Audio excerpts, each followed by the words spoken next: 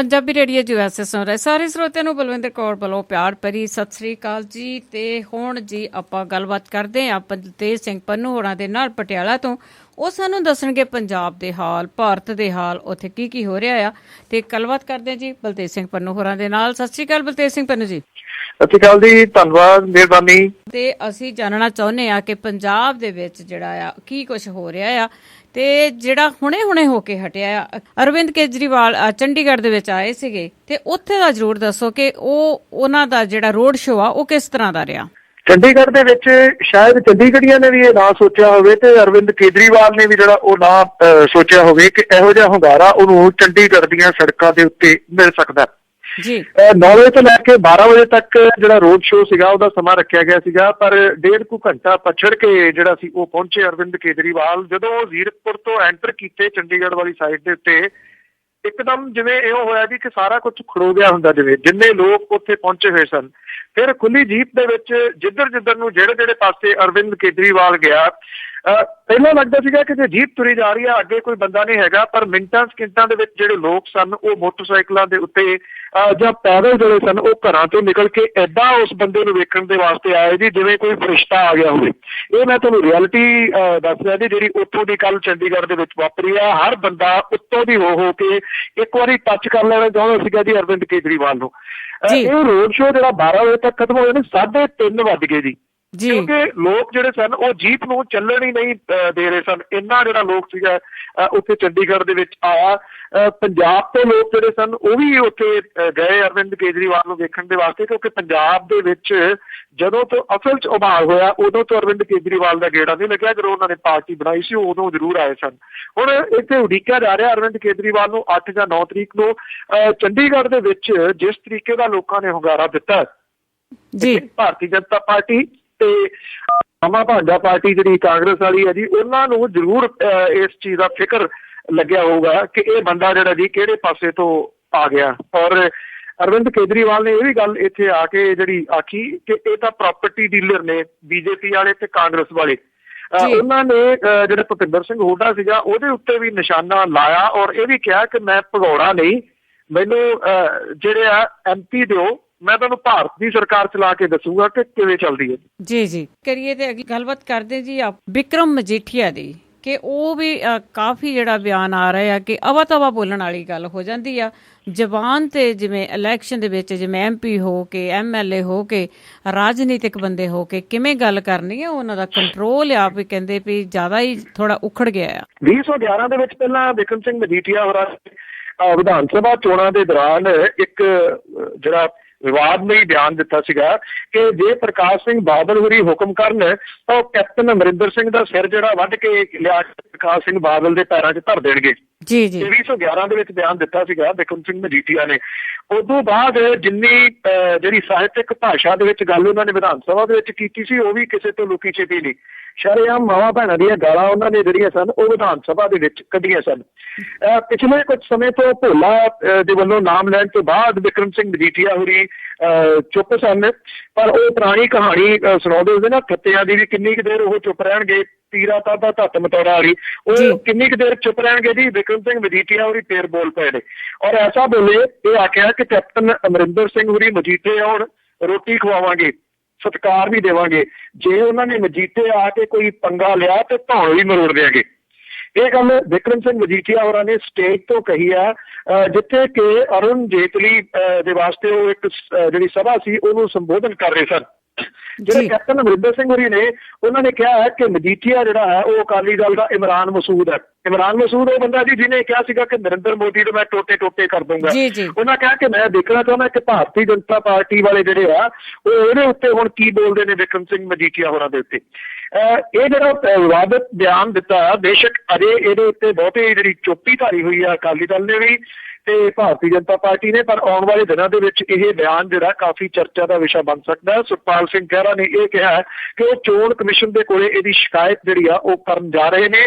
ਉਹਨਾਂ ਕਿਹਾ ਕਿ ਜੇ ਇਮਰਾਨ ਮਸੂਦ ਦੇ ਉੱਤੇ ਪਰਚਾ ਦਰਜ ਹੋ ਸਕਦਾ ਹੈ ਤੇ ਪਰਚਾ ਬਿਕਰਮ ਸਿੰਘ ਮਜੀਠੀਆ ਦੇ ਉੱਤੇ ਵੀ ਦਰਜ ਹੋਣਾ ਚਾਹੀਦਾ ਹੈ। ਬਿਲਕੁਲ ਜੀ, ਜੇ ਕਿਤੇ ਇਲੈਕਸ਼ਨ ਕਮਿਸ਼ਨ ਨੇ ਕਲੀਨ ਚਿੱਟ ਜੇਬ ਦੇ ਵਿੱਚ ਨਾ ਪਾਈ ਹੋਈ ਤੇ ਜ਼ਰੂਰ ਉਹਨਾਂ ਤੇ ਪਰਚਾ ਜਿਹੜਾ ਹੋ ਵੀ ਸਕਦਾ ਆ।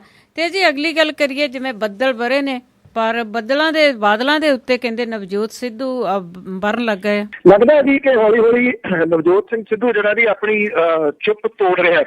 ਜਿਵੇਂ ਮੈਂ ਕੱਲ ਦੇ ਪ੍ਰੋਗਰਾਮ 'ਚ ਵੀ ਗੱਲ ਤੁਹਾਡੇ ਨਾਲ ਕੀਤੀ ਸੀ ਕਿ ਕਪਤਾਨ ਨੇ ਤਾਰੀਫ ਉਹਦੀ ਕੀਤੀ ਆ। ਇਹ ਤਾਰੀਫ ਜਿਹੜੀ ਆ ਇਹਨੂੰ ਕਿਸੇ ਹੋਰ ਸੰਦਰਭ ਦੇ ਵਿੱਚ ਸਿਆਸਤ ਪੱਖੋਂ ਜਿਹੜਾ ਉਹ ਵੇਖਿਆ ਜਾ ਸਕਦਾ ਕਿ ਨਵਜੋਤ ਸਿੰਘ ਸਿੱਧੂ ਜਿਹੜਾ ਹੈ ਉਹ ਸ਼ਾਇਦ ਮਦਦ ਨਹੀਂ ਕਰੂਗਾ ਭਾਰਤੀ ਜਨਤਾ ਪਾਰਟੀ ਦੀ। ਬੇਸ਼ੱਕ ਉਹ ਜਿਹੜਾ ਉਹਦਾ ਵੋਟ ਮਾਰਜਨ ਹੈ, ਜਿੰਨੀਆਂ 3 ਉਹਨੇ ਚੋਣਾਂ ਲੜੀਆਂ ਨੇ, ਉਹਦੇ ਵਿੱਚ ਘਟਦਾ ਗਿਆ, ਪਰ ਆਫਟਰ ਆਲ ਉਹਦਾ ਇੱਕ ਧੜਾ ਤੇ ਤਕੜਾ ਹੈਗਾ ਨਾ ਜੀ ਉੱਥੇ। ਨਵਜੋਤ ਕੌਰ ਸਿੱਧੂ ਜਿਹੜੀ ਆ ਉਹ ਉੱਥੋਂ ਵਿਧਾਇਕ ਹੈ। ਇਸ ਕਰਕੇ ਉਹਨੂੰ ਬਿਲਕੁਲ ਇਗਨੋਰ ਜੇਕਰ ਕਰਕੇ ਭਾਰਤੀ ਜਨਤਾ ਪਾਰਟੀ ਜਾਂ ਅਕਾਲੀ ਦਲ ਵਾਲੇ ਤੁਰਨਗੇ ਤਾਂ ਇਹ ਉਹਨਾਂ ਦੀ ਬਹੁਤ ਵੱਡੀ ਸਿਆਸੀ ਭੁੱਲ ਹੋਊਗੀ। ਉਧਰ ਅੱਜ ਉਹ ਕਮੈਂਟਰੀ ਕਰਨ ਦੇ ਵਾਸਤੇ ਤਾਂ ਬੰਗਲਾਦੇਸ਼ ਗਿਆ ਹੋਇਆ ਨਵਜੋਤ ਸਿੰਘ ਸਿੱਧੂ। ਉੱਥੋਂ ਉਹਨੇ ਜਿਹੜੀ ਗੱਲਬਾਤ ਕਰਦੇ ਆ ਇਹ ਗੱਲ ਕਹੀ ਹੈ ਕਿ ਮੈਂ ਰਾਜਨੀਤੀ ਦੇ ਵਿੱਚ ਕਰਨ ਦੇ ਵਾਸਤੇ ਨਹੀਂ ਆਇਆ। ਉਹ ਕਹਿੰਦਾ ਨਾ ਤਾਂ ਮੈਂ ਬੱਸਾਂ ਦੀ ਕੋਈ ਟਰਾਂਸਪੋਰਟ ਬਣਾਈ ਹੈ, ਨਾ ਮੈਂ ਕੋਈ ਸ਼ਰਾਬ ਦੇ ਠੇਕੇ ਲਏ ਨੇ, ਨਾ ਕੋਈ ਜਿਹੜਾ ਜੀ ਮੈਂ ਕੰਮ ਕੀਤਾ ਰਾਜਨੀਤੀ ਦੇ ਵਿੱਚ ਆ ਕੇ। ਉਹ ਕਹਿੰਦਾ ਮੈਂ ਧੰਦੇ ਦੇ ਰੂਪ ਦੇ ਵਿੱਚ ਨਹੀਂ ਸੀ ਆਇਆ, ਮੈਂ ਤਾਂ ਲੋਕਾਂ ਦੀ ਜਿਹੜੀ ਆ ਉਹ ਸੇਵਾ ਕਰਨ ਦੇ ਵਾਸਤੇ ਹੈ। ਸਭ ਨੂੰ ਪਤਾ ਬੱਸਾਂ ਕਿਹਦੀਆਂ ਨੇ, ਸ਼ਰਾਬ ਦੇ ਠੇਕੇ ਕਿਹਦੇ ਆ, ਰੇਤਾ ਜਿਹੜਾ ਉਹ ਕਿਹਦਾ ਹੈ। ਸੋ ਸਿੱਧੇ ਰੂਪ ਦੇ ਵਿੱਚ ਗੱਲ ਨਵਜੋਤ ਸਿੰਘ ਸਿੱਧੂ ਨੇ ਆਪਣਾ ਨਿਸ਼ਾਨਾ ਜਿਹੜਾ ਜੀ ਉਹ ਲਾਉਣਾ ਸ਼ੁਰੂ ਕਰ ਦਿੱਤਾ। ਕੱਲ੍ਹ ਨੇ ਇਹ ਗੱਲ ਇਹ ਵੀ ਕਹੀ ਸੀ ਤੇ ਪ੍ਰਕਾਸ਼ ਸਿੰਘ ਬਾਦਲ ਹੋਰਾਂ ਦੀ ਇੱਛਾ ਸੀਗੀ ਕਿ ਨਵਜੋਤ ਸਿੰਘ ਸਿੱਧੂ ਅੰਮ੍ਰਿਤਸਰ ਦੇ ਚੋਣ ਪ੍ਰਚਾਰ ਨਾ ਕਰੇ, ਇਸ ਕਰਕੇ ਮੈਂ ਉਹਨਾਂ ਦੀ ਇੱਛਾ ਦਿੱਤੇ ਫੁੱਲ ਜਿਹੜੇ ਆ ਜੀ ਉਹ ਚੜਾ ਰਿਹਾ। ਇਹ ਵੀ ਉਹਨਾਂ ਨੇ ਇੱਕ ਕਿਸਮ ਦਾ ਨਿਸ਼ਾਨਾ ਲਾਇਆ ਸੀਗਾ। ਪ੍ਰਕਾਸ਼ ਸਿੰਘ ਬਾਦਲ ਹੋਰਾਂ ਨੇ ਹੁਣ ਕਹਿਤਾ ਕਿ ਨਵਜੋਤ ਸਿੰਘ ਸਿੱਧੂ ਦੀ ਤਾਂ ਮੈਂ ਬੜੀ ਇੱਜ਼ਤ ਜਿਹੜੀ ਆ ਜੀ ਉਹ ਕਰਦਾ ਹੈ।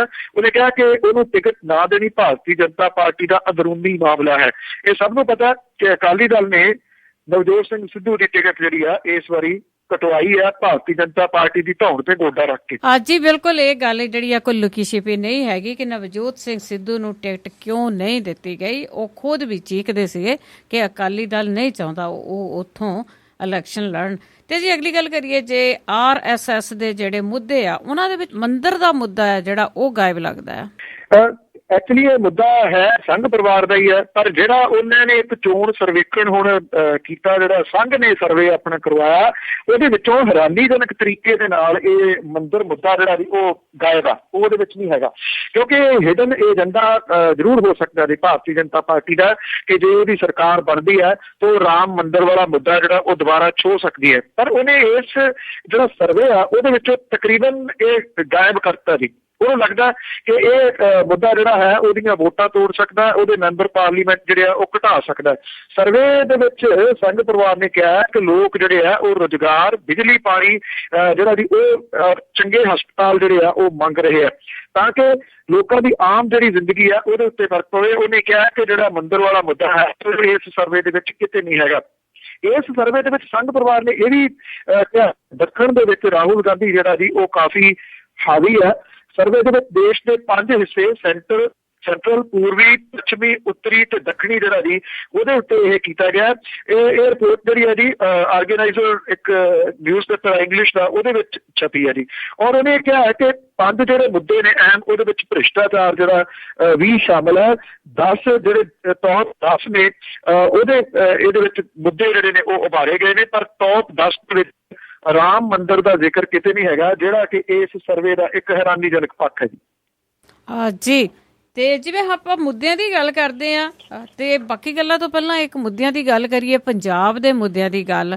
ਜਿਵੇਂ ਆਪਾਂ ਖਬਰਾਂ ਸੁਣਦੇ ਆ ਤੇ ਇਹਦੇ ਵਿੱਚ ਜਿਹੜੇ ਸਾਡੇ ਰਾਜਨੀਤਿਕ ਬੰਦੇ ਆ ਉਹ ਇੱਕ ਦੂਸਰੇ ਦੇ ਉੱਤੇ ਬਿਆਨਬਾਜ਼ੀ ਕਰ ਰਹੇ, ਪਰ ਮੁੱਦਿਆਂ ਦੀ ਗੱਲ ਕਿਉਂ ਨਹੀਂ ਕਰ ਰਹੇ? ਦੇਖੋ ਜੀ, ਪੰਜਾਬ ਦੇ ਜਿਹੜੇ ਇਸ ਵੇਲੇ ਮੁੱਦੇ ਆ, ਜਿਹੜੇ ਪ੍ਰਾਇੋਰਟੀ ਦੇ ਉੱਤੇ 3 ਜਿਹੜੇ ਨੇ ਉਹ ਗਿਣਨੇ ਹੋਣ ਤਾਂ ਮੈਂ ਦੇ ਵਿੱਚ ਜਿਹੜਾ ਜੁੜੂੰਗਾ ਜੀ। ਪੰਜਾਬ ਦਾ ਪਾਣੀ ਗੰਦਾ ਹੋ ਗਿਆ, 5 ਦਰਿਆਵਾਂ ਦੀ ਜਿਹੜੀ ਧਰਤੀ, ਪੰਜਾਬ ਦੇ ਮੁੱਦੇ ਦੀ ਆਪਾਂ ਗੱਲ ਕਰੀਏ, ਅੱਜ RO ਤੋਂ ਬਿਨਾਂ ਪਾਣੀ ਪੀਤਾ ਹੀ ਨਹੀਂ ਜਾ ਸਕਦਾ। ਤੁਸੀਂ ਚਾਹੇ ਪੰਜਾਬ ਦੇ ਕਿਸੇ ਵੀ ਹਿੱਸੇ ਦੇ ਵਿੱਚ ਜਿਹੜਾ ਜੀ ਉਹ ਚਲੇ ਜਾਓ, ਕਦੀ ਕਿਸੇ ਨੇ ਸੋਚਿਆ ਨਹੀਂ ਸੀਗਾ ਕਿ ਪਾਣੀ ਵਿਕਰੀ ਜਿਹੜੀ ਆ ਇੰਨੀ ਹੋ ਸਕਦੀ ਹੈ ਕਿ ਜਿਹੜੀ ਦੁਕਾਨਾਂ ਵਾਲੇ ਨੇ ਉਹਨਾਂ ਦਾ ਮੇਨ ਜਿਹੜਾ ਸੋਰਸ ਉਹ ਪਾਣੀ ਹੈ। ਕਿਤੇ ਜਾਂਦੇ ਆ ਰਸਤੇ ਦੇ ਵਿੱਚ ਤੁਹਾਨੂੰ ਪਾਣੀ ਦੀ ਬੋਟਲ ਜਿਹੜੀ ਹੈ ਉਹ ਲੈਣੀ ਪੈਂਦੀ ਹੈ। ਇਹ ਗੱਲ ਵੱਖਰੀ ਹੈ ਕਿ ਕਿੰਨਾ ਕਿੰਨਾ ਨਹੀਂ, ਇਹ ਮੁੱਦਾ ਅਹਿਮ ਹੈ।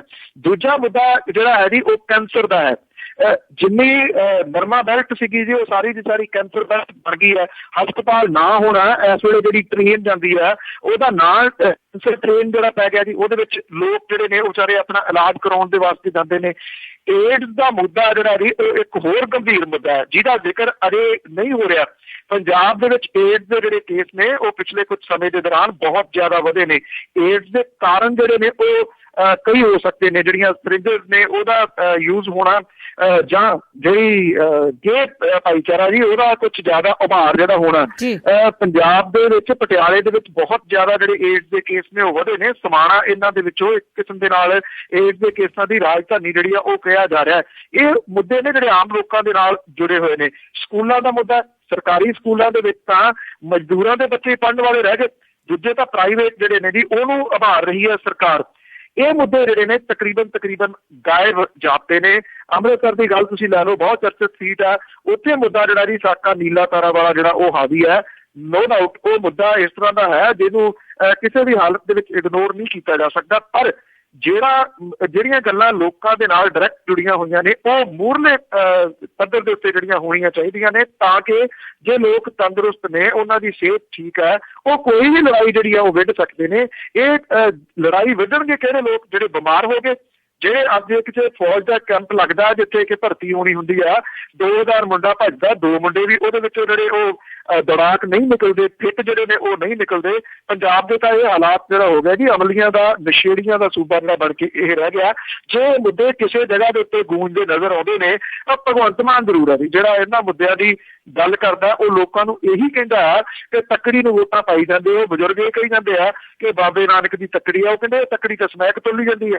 ਇਹ ਮੁੱਦਾ ਜਿਹੜਾ ਹੈ ਨਾ ਜੀ, ਇਹ ਅਹਿਮ ਉੱਭਰਨਾ ਚਾਹੀਦਾ। ਡਰੱਗ ਵਾਲਾ ਜਿਹੜਾ ਮਾਮਲਾ ਹੈ ਖਾਸ ਤੌਰ ਦੇ ਉੱਤੇ, ਨਸ਼ਿਆਂ ਨੂੰ ਨੇ ਪੰਜਾਬ ਨੂੰ ਇਸ ਵੇਲੇ ਨਿਗਲ ਲਿਆ ਜੀ। ਮੈਂ ਤਾਂ ਕਹਿੰਦਾ ਇੱਕ ਪੀੜ੍ਹੀ ਨਿਗਲ ਲਈ, ਉਹਨੂੰ ਛੱਡ ਕੇ ਹੁਣ ਉਹ ਤੋਂ ਅਗਲੀ ਜਿਹੜੀ ਪੀੜ੍ਹੀ ਆ ਉਹਦਾ ਫਿਕਰ ਹੋਣਾ ਚਾਹੀਦਾ ਜੀ। ਪਰ ਬਦਕਿਸਮਤੀ ਆ, ਅਜੇ ਤੱਕ ਇਹ ਮੁੱਦੇ ਜਿਹੜੇ ਨੇ ਅਹਿਮ ਮੁੱਦੇ ਨਹੀਂ ਬਣੇ।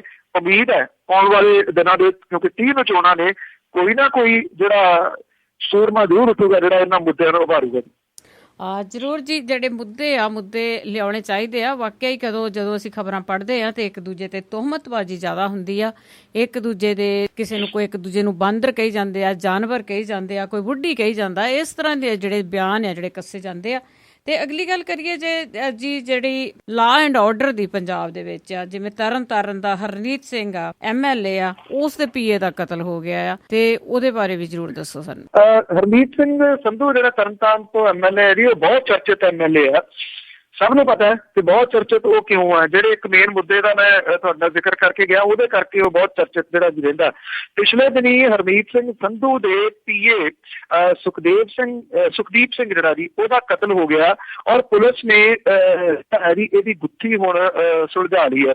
ਉਹਨੇ ਇੱਕ ਤਾਂ ਜਿਹੜਾ ਇਹ ਮੰਨਣ ਵਾਲਾ ਸੁਖਦੀਪ ਸਿੰਘ ਸੀਗਾ, ਉਹਦੀ ਕਾਲ ਡਿਟੇਲ ਜਿਹੜੀ ਹੈ ਜੀ ਉਹ ਕੱਢੀ, ਆਖਰੀ ਕਾਲ ਜਿਹੜੀ ਸੀ ਉਹਨੂੰ ਕਿੱਥੋਂ ਆਈ, ਤੇ ਉਹਨੇ ਜਿਹੜਾ ਸੀਗਾ ਜੀ ਤੁਰੰਤ ਇਸ ਬੰਦੇ ਨੂੰ ਹਿਰਾਸਤ ਦੇ ਵਿੱਚ ਜਿਹੜਾ ਲੈ ਲਿਆ। ਜਦੋਂ 4 ਥੱਪੜੇ ਪਏ ਜੀ, ਉਹ ਸਾਰਾ ਕੁਝ ਜਿਹੜਾ ਉਹ ਬੋਲ ਪਿਆ। ਹੋਇਆ ਇਉਂ ਕਿ ਸੁਖਦੀਪ ਸਿੰਘ ਜਿਹੜਾ ਜੀ ਉਹਦੀ ਘਰਵਾਲੀ ਨਵਪ੍ਰੀਤ ਕੌਰ ਜਿਹੜੀ ਹੈ ਜੀ, ਉਹਦੇ ਇੱਕ ਸਬੰਧ ਸਨ ਜੀ ਗੁਰਲਾਲ ਸਿੰਘ ਲਾਲੀ, ਜਿਹੜਾ ਕਿ ਸੁਖਦੀਪ ਸਿੰਘ ਦਾ ਅੱਗੋਂ ਯਾਰ ਦੋਸਤ ਸੀਗਾ ਜੀ। ਔਰ ਅਖੀਰਲੀ ਕਾਲ ਜਿਹੜੀ ਉਹ ਲਾਲੀ ਨੂੰ ਹੀ ਗਈ ਹੋਈ ਸੀਗੀ, ਗੁਰਲਾਲ ਸਿੰਘ ਲਾਲੀ ਨੂੰ। ਪੁਲਿਸ ਨੇ ਉਹਨੂੰ ਗ੍ਰਿਫਤਾਰ ਕਰਕੇ ਉਹ ਤੋਂ ਸਾਰਾ ਕੁਝ ਬਕਾ ਲਿਆ, ਔਰ ਹੁਣ ਸੁਖਦੀਪ ਸਿੰਘ ਦੀ ਜਿਹੜੀ ਘਰ ਵਾਲੀ ਆ ਨਵਪ੍ਰੀਤ ਕੌਰ ਨੂੰ ਵੀ ਗ੍ਰਿਫਤਾਰ ਜਿਹੜਾ ਜੀ ਉਹ ਕਰ ਲਿਆ। ਜਿਹੜੀ ਨਵਪ੍ਰੀਤ ਕੌਰ ਆ, ਉਹਨੇ ਆਪਣੇ ਘਰ ਵਾਲੇ ਨੂੰ, ਸੁਖਦੀਪ ਸਿੰਘ ਨੂੰ ਜਿਹੜਾ ਜੀ ਆਪਣੀ ਜ਼ਿੰਦਗੀ ਤੋਂ ਪਾਸੇ ਕਰਨ ਦੇ ਵਾਸਤੇ ਆਪਣੇ ਪ੍ਰੇਮੀ ਜਿਹੜਾ ਗੁਰਲਾਲ ਸਿੰਘ ਲਾਲੀ ਆ ਉਹਦਾ ਸਹਾਰਾ ਲਿਆ, ਤਾਂ ਕਿ ਇਹ ਦੋਨੋਂ ਜਿਹੜੇ ਨੇ ਵਿਆਹ ਕਰਾ ਸਕਣ। ਔਰ ਇਹਦੇ ਵਿੱਚੋਂ ਇੱਕ ਹੋਰ ਜਿਹੜੀ ਅਜੀਬੋ-ਗਰੀਬ ਦੀ ਗੱਲ ਨਿਕਲ ਕੇ ਸਾਹਮਣੇ ਆ ਰਹੀ ਹੈ ਕਿ ਜਿਹੜਾ ਗੁਰਲਾਲ ਸਿੰਘ ਲਾਲੀ ਹੈ ਉਹ ਤਾਂਤਰਿਕ ਦਾ ਕੰਮ ਵੀ ਕਰਦਾ, ਤੇ ਸੁਖਦੀਪ ਸਿੰਘ ਜਿਹੜਾ PA ਸੀਗਾ ਜੀ ਹਰਮੀਤ ਸਿੰਘ ਸੰਧੂ ਦਾ, ਉਹ ਹਰ ਕੰਮ ਇਸ ਤਾਂਤਰਿਕ ਤੋਂ ਪੁੱਛ ਕੇ ਇਹਦੀ ਤੰਤਰ ਵਿੱਦਿਆ ਦੇ ਨਾਲ ਜਿਹੜਾ ਸੀਗਾ ਜੀ ਉਦਾਂ ਹੀ ਚੱਲਦਾ ਸੀਗਾ। ਪਰ ਸ਼ਾਇਦ ਲਾਲੀ ਨੇ ਕਿਤੇ ਨਾ ਕਿਤੇ ਤਾਂਤਰਿਕ ਵਿੱਦਿਆ ਇਹ ਲੁਕੋ ਕੇ ਰੱਖ ਲਿਆ, ਤੇ ਸੁਖਦੀਪ ਸਿੰਘ ਦੀ ਮੌਤ ਦਾ ਕਾਰਨ ਜਿਹੜਾ ਉਹ ਲਾਲੀ ਹੀ ਬਣੂਗਾ। ਠੀਕ ਹੈ ਜੀ, ਇਹਦਾ ਮਤਲਬ ਹੈ ਕਿ ਇੱਥੇ ਬਹੁਤ ਕੁਝ ਪੰਜਾਬ ਦੇ ਵਿੱਚ ਚੱਲ ਰਿਹਾ ਹੈ। ਤੇ ਇੱਕ ਹੋਰ ਕਤਲ ਕਾਂਡ ਹੈਗਾ ਆ ਜਿਹੜਾ ਕੋਟਕਪੂਰੇ ਦੇ ਵਿੱਚ ਚਾਚੇ ਭਤੀਜੇ ਦਾ ਕਤਲ ਆ। ਇਹ ਸੇਵੇ ਵਾਲਾ ਕਾਂਡ ਜਿਹੜਾ ਸੀਗਾ ਜੀ ਬਹੁਤ ਚਰਚਿਤ ਹੋਇਆ ਸੀਗਾ, ਜਿਹਦੇ ਵਿੱਚ ਕਤਲ ਜਿਹੜੇ ਉਹ ਹੋ ਗਏ ਸੀਗੇ। ਔਰ ਇਹ ਕਰੀਬ 1 ਸਾਲ ਪਹਿਲਾਂ ਇਹ ਗੁਰੂ ਗੋਬਿੰਦ ਸਿੰਘ ਮੈਡੀਕਲ ਕਾਲਜ ਦੇ ਵਿੱਚ ਪਿੰਡ ਸੇਵੇਵਾਲ ਦੇ ਵਸਨੀਕ ਸੀਗੇ ਜੀ ਅਕਾਲੀ ਆਗੂ ਰਣਜੀਤ ਸਿੰਘ ਕੇਵੇਵਾਲਾ ਦੇ ਕਤਲ ਦਾ ਬਦਲਾ ਲੈਣ ਦੇ ਵਾਸਤੇ ਵੀ 1 ਦਰਜਨ ਦੇ ਕਰੀਬ ਜਿਹੜੇ ਬੰਦੇ ਸੀਗੇ ਜੀ, ਉਹਨਾਂ ਨੇ ਬੜਾ ਯੋਜਨਾਬੱਧ ਤਰੀਕੇ ਦੇ ਨਾਲ ਰਣਜੀਤ ਸਿੰਘ ਕੇਵੇਵਾਲਾ ਨੂੰ ਕਤਲ ਕਰਨ ਦੇ ਲਈ ਮੰਨੇ ਜਾਂਦੇ ਜਿਹੜੇ ਮੁੱਖ ਦੋਸ਼ੀ ਸੀਗੇ ਚਮਕੌਰ ਸਿੰਘ ਦੇ ਭਰਾ ਮਹਿੰਦਰ ਸਿੰਘ ਜਿਹੜਾ 24 ਸਾਲਾਂ ਦਾ ਸੀਗਾ, ਤੇ ਉਹਦਾ ਚਾਚਾ ਸੁਖਪਾਲ ਸਿੰਘ ਉਰਫ ਜਿਹੜਾ ਡੋਗਰ ਸਿੰਘ 40 ਸਾਲਾਂ ਦਾ ਸੀਗਾ ਜੀ, ਉਹਨੂੰ ਗੋਲੀਆਂ ਮਾਰ ਕੇ ਗੁੰਮਟੀ ਖੁਰਦ ਜਿਹੜਾ ਪੈਟਰੋਲ ਪੰਪ ਪੈਂਦਾ ਜੀ ਉੱਥੇ ਕਤਲ ਜਿਹੜਾ ਜੀ ਉਹ ਕਰਤਾ। ਪੁਲਿਸ ਕਹਿੰਦੀ ਹੈ ਕਿ ਉਹਨੂੰ ਪਹਿਲਾਂ ਇਸ ਹਮਲੇ ਦੀ ਜਾਣਕਾਰੀ ਸੀਗੀ ਕਿ ਇਹਨਾਂ ਦੇ ਉੱਤੇ ਹਮਲਾ ਜਿਹੜਾ ਜੀ ਉਹ ਹੋ ਸਕਦਾ। ਜੇ ਜਾਣਕਾਰੀ ਸੀ ਤਾਂ ਫਿਰ ਪੁਲਿਸ ਨੇ ਉਹਦੇ ਵਾਸਤੇ ਕੀ ਕੀਤਾ, ਇਹਦਾ ਕੋਈ ਜਵਾਬ ਜਿਹੜਾ ਪੁਲਿਸ ਦੇ ਕੋਲੇ ਨਹੀਂ ਹੈਗਾ। ਇਲੈਕਸ਼ਨਾਂ ਤੋਂ ਐਨ ਪਹਿਲਾਂ ਏਦਾਂ ਦਾ ਜਿਹੜਾ ਕਤਲ ਹੋ ਜਾਣਾ, ਤੁਸੀਂ ਅੰਦਾਜ਼ਾ ਲਾ ਸਕਦੇ ਹੋ ਕਿ ਕਹਾਣੀ ਜਿਹੜੀ ਹੈ ਜੀ ਉਹ ਲਾਅ ਐਂਡ ਆਰਡਰ ਦੀ ਕਿਸ ਪਾਸੇ ਵੱਲ ਨੂੰ ਵੱਧ ਰਹੀ ਹੈ। ਦੋਨੋਂ ਜਿਹੜੇ ਮਾਰੇ ਗਏ ਬੰਦੇ ਨੇ ਜੀ, ਇਹ ਅਕਾਲੀ ਆਗੂ ਬਜ਼ੁਰਗ ਜਿਹੜਾ ਗੁਰਦੇਵ ਸਿੰਘ ਬਾਦਲ ਜੀ, ਉਹਦੇ ਬੇਹੱਦ ਕਰੀਬੀ ਕਹੇ ਜਾਂਦੇ ਨੇ ਜੀ। ਦੇਖੋ ਜੀ, ਆਉਣ ਵਾਲੇ ਦਿਨਾਂ ਦੇ ਵਿੱਚ ਕੀ ਹੁੰਦਾ। ਤੇ ਮੇਰਾ ਆਖਰੀ ਹੋਊਗਾ ਕਿ ਜਿਵੇਂ ਸਤਿਅਮ ਜੈਂਤ ਨਾਮ ਦਾ ਜਿਹੜਾ ਇੱਕ ਸ਼ੋਅ ਚੱਲਦਾ ਆਮੀਰ ਖਾਨ ਕਰਦਾ ਹੈ, ਉਹਨੂੰ ਵੀ ਕਹਿੰਦੇ ਕਿ ਬੜੀ ਪੋਲ ਖੋਲੀ ਆ ਸਾਡੇ ਜਿਹੜੇ ਲੀਡਰ ਆ ਜਾਂ ਇਲੈਕਸ਼ਨ ਦੇ ਵਿੱਚ ਕਿਸ ਤਰ੍ਹਾਂ ਦੇ ਲੀਡਰ ਚੁਣਨੇ ਚਾਹੀਦੇ ਆ, ਤੇ ਉਹਦੇ ਬਾਰੇ ਵੀ ਕੋਈ ਹਿਲਜੁਲ ਹੈ ਪੰਜਾਬ ਦੇ ਵਿੱਚ ਜਾਂ ਪੂਰੇ ਭਾਰਤ ਦੇ ਵਿੱਚ? ਬੜਾ ਇਹ ਚਰਚਿਤ ਸ਼ੋਅ ਜਿਹੜਾ ਜੀ ਰਿਹਾ, ਕਿਸੇ ਟਾਈਮ ਲੱਗੇ ਜਿੰਨੇ ਵੀ ਲਿਸਨਰ ਨੇ ਤਾਂ ਮੇਰਾ ਖਿਆਲ ਉਹ YouTube ਤੇ ਜਿਹੜਾ ਵੀ ਉਹ ਅਪਲੋਡ ਕਰਦੇ ਆ। ਇਹ ਜਿਹੜਾ ਨਵਾਂ ਜ਼ਰੂਰ ਦੇਖਣਾ ਜੀ ਇਲੈਕਸ਼ਨ ਦੇ ਵਾਸਤੇ, ਔਰ ਮੇਰਾ ਖਿਆਲ ਅੱਖਾਂ ਖੁੱਲ ਜਾਣਗੀਆਂ ਲੋਕਾਂ ਦੀਆਂ ਇਹ ਸ਼ੋਅ ਦੇਖ ਕੇ ਕਿ ਲੋਕ ਸਭਾ ਦੇ 543 ਜਿਹੜੇ ਮੈਂਬਰ ਪਾਰਲੀਮੈਂਟ ਨੇ, 162 ਨੇ ਜਿਨ੍ਹਾਂ ਦੇ ਉੱਤੇ ਅਪਰਾਧਿਕ ਮਾਮਲੇ ਦਰਜ ਨੇ, ਗੰਭੀਰ ਮਾਮਲੇ ਦਰਜ ਨੇ। ਇੱਕ ਤਾਂ ਹੁੰਦਾ ਨਾ ਜੀ ਦਫਾ 144 ਤੋੜਤੀ, ਛੋਟੇ ਮੋਟੇ, ਇਹਦੇ ਵਿੱਚ ਕਤਲ ਦੇ ਮਾਮਲੇ, ਇਰਾਦਾ ਕਤਲ ਦੇ ਮਾਮਲੇ, ਬਲਾਤਕਾਰ ਦੇ ਮਾਮਲੇ ਔਰ ਕਿਡਨੈਪਿੰਗ ਦੇ ਜਿਹੜੇ ਮਾਮਲੇ ਨੇ ਉਹ ਸ਼ਾਮਲ ਨੇ ਇਹਨਾਂ ਲੋਕਾਂ ਦੇ ਉੱਤੇ। ਇਹਦੇ ਵਿੱਚ ਕੋਈ ਪਾਰਟੀ ਜਿਹੜੀ ਬਚੀ ਹੋਈ ਨਹੀਂ। ਜਿਹੜੇ ਵਿਧਾਨ ਸਭਾਵਾਂ ਦੇ ਵਿੱਚ 31% ਜਿਹੜੇ ਨੇ ਜੀ ਉਹ ਕਿਸੇ ਨਾ ਕਿਸੇ ਕੇਸ ਦੇ ਵਿੱਚ ਉਲਝੇ ਹੋਏ ਨੇ। ਇਹਦੇ ਵਿੱਚ ਪੰਜਾਬ ਵਾਲਾ ਮਾਡਲ ਵੀ ਸ਼ਾਮਲ ਹੈ ਜੀ ਕਿ ਪੰਜਾਬ ਦੇ ਵਿੱਚ ਵੀ ਜਿਹੜੇ ਵਿਧਾਨ ਸਭਾ ਦੇ ਵਿੱਚ ਹੈਗੇ ਨੇ ਮੈਂਬਰ ਦੋਨਾਂ ਪਾਰਟੀਆਂ ਦੇ, ਉਹ ਚਾਹੇ ਅਕਾਲੀ ਬੀਜੇਪੀ ਹੈ ਚਾਹੇ ਕਾਂਗਰਸ ਹੈ, ਉਹ ਵੀ ਜਿਹੜੇ ਨੇ ਕਿਸੇ ਨਾ ਕਿਸੇ ਮਾਮਲੇ ਦੇ ਵਿੱਚ ਉਲਝੇ ਹੋਏ ਨੇ। ਆਮਿਰ ਖਾਨ ਦੇ ਵੱਲੋਂ ਦਿਖਾਏ ਗਏ ਸ਼ੋਅ ਦੇ ਵਿੱਚ ਜਿਹੜੀ ਇਨਫੋਰਮੇਸ਼ਨ ਹੈ ਉਹਦੇ ਵਿੱਚ ਉਹਨਾਂ ਪਰਿਵਾਰਾਂ ਨੂੰ ਸਾਹਮਣੇ ਲਿਆਂਦਾ ਗਿਆ ਜਿਨ੍ਹਾਂ ਨੇ ਇਹ ਕਿਤੇ ਨਾ ਕਿਤੇ ਗੱਲ ਉਭਾਰਨ ਦੀ ਕੋਸ਼ਿਸ਼ ਕੀਤੀ ਤੇ ਫਿਰ ਉਹਨਾਂ ਨੂੰ ਜਿਹੜਾ ਖਮਿਆਜ਼ਾ ਸੀਗਾ ਉਹ ਕਤਲ ਦੇ ਰੂਪ ਦੇ ਵਿੱਚ ਭੁਗਤਣਾ ਪਿਆ, ਭਾਵ ਕਿ ਉਹਨਾਂ ਨੂੰ ਦੁਨੀਆ ਤੋਂ ਹੀ ਮਿਟਾ ਦਿੱਤਾ ਗਿਆ। ਇਹਦਾ ਦੀਆਂ ਜਿਹੜੀਆਂ ਜੀ ਡਰਾਉਣੀਆਂ ਕੁਝ ਰਿਪੋਰਟਸ ਸਨ ਉਹ ਆਮਿਰ ਆਪਣੀ ਇਸ ਸ਼ੋਅ ਦੇ ਵਿੱਚ ਦਿਖਾਈਆਂ। ਉਹਨੇ ਲੋਕਾਂ ਨੂੰ, ਮੁਲਕ ਵਾਲਿਆਂ ਨੂੰ ਸਹੁੰ ਵੀ ਚੁਕਾਈ ਅਖੀਰ ਦੇ ਵਿੱਚ ਕਿ ਤੁਸੀਂ ਸਹੁੰ ਖਾਓ ਇਸ ਗੱਲ ਦੀ ਕਿ ਕਿਸੇ ਬਾਗੀ ਨੇਤਾ ਨੂੰ ਜਿਹੜੀ ਆ ਉਹ ਚੋਣ ਵੋਟ ਆਪਣੀ ਨਹੀਂ ਦਿਓਗੇ। ਉਹਨੇ ਇਹ ਵੀ ਸਹੁੰ ਚੁਕਾਈ ਕਿ ਇਹੋ ਜਿਹੇ ਲੋਕਾਂ ਨੂੰ ਰਿਜੈਕਟ ਕਰੋ ਜਿਹੜੇ ਤੁਹਾਨੂੰ ਵੋਟਾਂ ਦੇ ਵਾਸਤੇ ਪੈਸੇ ਦਿੰਦੇ ਆ ਤੇ ਜਿੱਤਣ ਤੋਂ ਬਾਅਦ ਤੁਹਾਡੇ ਤੋਂ ਫਿਰ ਪੈਸੇ ਲੈਂਦੇ ਆ। ਇਸ ਸ਼ੋਅ ਦਾ ਕਿੰਨਾ ਕੁ ਅਸਰ ਹੁੰਦਾ, ਕਿਹੜੇ ਵਰਗ ਦੇ ਉੱਤੇ ਅਸਰ ਹੁੰਦਾ ਜੀ, ਇਹਦੇ ਵਾਸਤੇ ਤਾਂ ਵੇਖਣਾ ਪਊਗਾ। ਪਰ ਇੰਨਾ ਜ਼ਰੂਰ ਹੈ ਜੀ ਕਿ ਇੱਕ ਬੜਾ ਦਲੇਰੀ ਵਾਲਾ ਇਹ ਕਦਮ ਸੀਗਾ ਜਿਹੜਾ ਆਮਿਰ ਖਾਨ ਨੇ ਚੁੱਕਿਆ। ਇਹਦੇ ਵਿੱਚ ਬਿਹਾਰ ਦੇ DGP ਸੀਗੇ ਜੀ DN ਗੌਤਮ ਜੀ, ਉਹਨੇ ਇੱਕ ਗੱਲ ਜਿਹੜੀ ਬੜੀ ਅਹਿਮ ਕਹੀ, ਮੈਂ ਇਸ ਟਿੱਪਣੀ ਦੇ ਨਾਲ ਹੀ ਇਸ ਖਬਰ ਅੰਤ ਕਰੂੰਗਾ ਜੀ। ਉਹਨੇ ਕਿਹਾ ਕਿ ਕਾਨੂੰਨ ਦੀ ਕਿਤਾਬ ਜਿਹੜੀ ਹੈ ਨਾ ਜੀ ਉਹ ਸ਼ੈਤਾਨ ਦੀ ਕਿਤਾਬ ਹੁਣ ਬਣ ਗਈ ਹੈ, ਪਰ ਨਾਲ ਦੀ ਨਾਲ ਉਹਨੇ ਇਹ ਵੀ ਕਿਹਾ ਕਿ ਬੇਸ਼ੱਕ ਇਹ ਕੈਂਸਰ ਬਣ ਗਿਆ ਪਰ ਇਹ ਨਹੀਂ ਹੈ ਕਿ ਇਹਦਾ ਇਲਾਜ ਨਹੀਂ ਹੋ ਸਕਦਾ। ਉਹ ਕਹਿੰਦਾ ਜਿੱਦਣ ਇੱਕ ਬੰਦਾ ਉੱਠ ਕੇ ਖੜਾ ਹੋ ਗਿਆ ਨਾ, ਇੱਕ ਬੰਦਾ, ਤੇ ਉਹ ਸਾਰਾ ਕੁਝ ਜਿਹੜਾ ਜੀ ਉਹ ਤਬਦੀਲ ਕਰ ਦਊਗਾ। ਉਹ ਏਡਾ ਆਸਵੰਦ ਸੀਗਾ ਜੀ ਔਰ ਇਸ ਸ਼ੋਅ ਨੂੰ ਬੜਾ ਹੁੰਗਾਰਾ ਮਿਲਿਆ। ਬੇਸ਼ੱਕ ਇਹਦੇ ਵਿੱਚ ਕੋਈ ਨਾਮ ਜਿਹੜਾ ਨਹੀਂ ਕਿਸੇ ਪਾਰਟੀ ਦਾ ਲਿਆ ਗਿਆ, ਪਰ ਦੇਖਣ ਵਾਲੇ ਜਿਹੜੇ ਨੇ ਉਹ ਸਾਰੇ ਦੇ ਸਾਰੇ ਇਹ ਸੋਚਦੇ ਨੇ ਕਿ ਸਿੱਧਾ ਜਿਹੜਾ ਜੀ ਇਹ ਆਮ ਆਦਮੀ ਪਾਰਟੀ ਦੀ ਮਦਦ ਸ਼ੋਅ ਜ਼ਰੂਰ ਕਰੂਗਾ ਜੀ। ਬਿਲਕੁਲ, ਜਿਹੜੀ ਪਾਰਟੀ ਕੋਈ ਵੀ ਹੁੰਦੀ ਆ ਜਿਹਦੇ ਤੇ ਕੋਈ ਦਾਗ ਨਹੀਂ ਹੁੰਦਾ, ਹਰ ਇੱਕ ਦਾ ਦਿਲ ਕਰਦਾ ਕਿ ਇਸ ਜਿੱਲਣ ਦੇ ਵਿੱਚੋਂ ਅਸੀਂ ਕਿਸੇ ਨਾ ਕਿਸੇ ਤਰ੍ਹਾਂ ਨਿਕਲੀਏ, ਕਿਉਂਕਿ ਲੋਕਾਂ ਦੀ ਕਿਤੇ ਵੀ ਸੁਣਵਾਈ ਨਹੀਂ ਹੈਗੀ।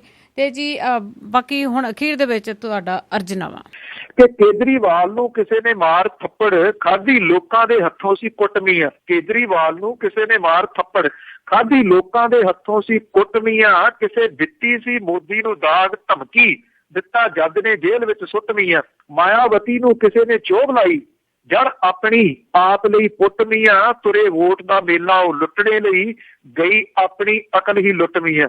ਅੰਨੀ ਅਕਲ ਦੀ ਧਾਰ ਹੈ ਆਗੂਆਂ ਦੀ, ਇੱਥੇ ਕਿਸੇ ਤੋਂ ਕੋਈ ਵੀ ਘੱਟ ਹੈ ਨਹੀਂ। ਅੰਨੀ ਅਕਲ ਦੀ ਧਾਰ ਹੈ ਆਗੂਆਂ ਦੀ, ਇੱਥੇ ਕਿਸੇ ਤੋਂ ਕੋਈ ਵੀ ਘੱਟ ਹੈ ਨਹੀਂ। ਭਰਦੇ ਜ਼ਖਮ ਨੇ ਤਿੱਖੀ ਤਲਵਾਰ ਵਾਲੇ, ਭਰਦਾ ਕਦੀ ਜ਼ੁਬਾਨ ਦਾ ਫੱਟ ਹੈ। ਥੈਂਕ ਯੂ ਜੀ, ਬਹੁਤ ਬਹੁਤ ਥੈਂਕ ਯੂ ਬਲਤੇਜ ਸਿੰਘ ਪੰਨੂ ਜੀ। ਥੈਂਕ ਯੂ ਜੀ, ਮਿਹਰਬਾਨੀ। ਸਤਿ ਸ਼੍ਰੀ ਅਕਾਲ। ਸਤਿ ਸ਼੍ਰੀ ਅਕਾਲ ਜੀ। ਅਤੇ ਜਿਸ ਸਰੋਤੇ ਹੋਏ ਸਨ ਬਲਤੇਜ ਸਿੰਘ ਪੰਨੂ, ਜੋ ਰੋਜ਼ ਰਾਤ ਨੂੰ ਸਾਡੇ ਨਾਲ 8:30 ਵਜੇ ਜੁੜਦੇ ਨੇ। ਹੁਣ ਮੈਨੂੰ ਵੀ ਦਿਓ ਇਜਾਜ਼ਤ, ਸਾਰੇ ਸਰੋਤਿਆਂ ਨੂੰ ਬਲਵਿੰਦਰ ਕੌਰ ਵੱਲੋਂ ਵੀ ਪਿਆਰ ਭਰੀ ਸਤਿ ਸ੍ਰੀ ਅਕਾਲ।